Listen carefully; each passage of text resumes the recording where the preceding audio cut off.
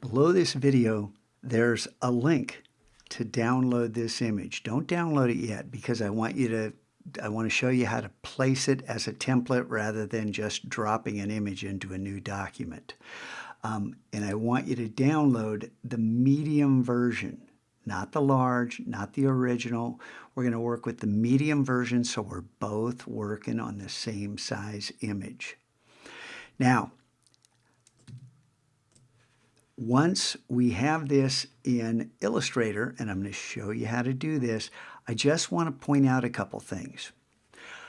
I'm not trying to capture every eyelash that's sitting here, all the hairs in the eyebrow, all the blemishes on the skin. And it doesn't matter who you are. You get a close-up picture.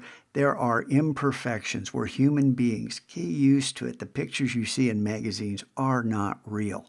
Those are not people. Those are photoshopped images of an imagined version of a person, not a real person. So this right here, simplified version, what we're shooting for over in Photoshop, if you remember these, there's only a couple people that actually drew the nose, this really weird shaped nose. Look at the indication, the way that some of them have handled this. But look at the eyes, look at the eyelashes. There's a hint here, a little hint here, right here, stylized. We move down a little bit there, stylized, same thing. Nobody is going for hair by hair. There's eyebrows, a little rough edges, smooth edges, however you want to do it. But yeah, and this is a little extreme, but that went along with his whole style. He went at this from another angle. You know, I love this. This is comic book style for black hair. Same thing's kind of happening over here, dropping in that blue or purple. Chris simplifying his shirt. This is just beautiful how he did that. The little shadows, the area, these are closed paths without a stroke in order to indicate shadows, different colored areas. But notice how they're all, even these awesome ones, they're simplified. And this is little brother. There's big brothers right there. I told you this back there. He was a senior. This is his little brother when he's a freshman saying, hey, I can do that too. And look at how awesome his work is, a beginner. So all of this, look at the examples. Don't try to go for photorealism on every single detail.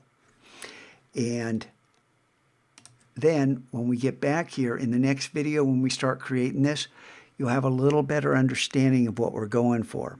But the shape of the eye, the details on the different features, really important to simplify it, capture the essence, capture the shadows, and it's a learning process. Your first attempt won't be as good as your 7th attempt. And I'm not saying you need to try 7 times, but you do probably need to try more than once in order to get this down. Once you do this eye and then make the iris and learn how to remove the part of that circle that you don't want, it makes things so much easier once you begin to wrap your head around just the simple way that this shape is created.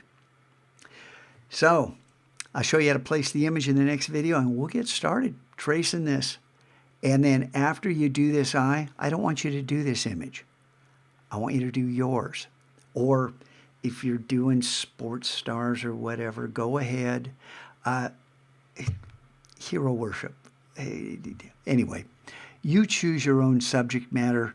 And even if it's a car, just know I'm not going to accept the regular brush tool that you're using in Illustrator. I want you guys from this point forward using the pen tool in order to trace any image in this class.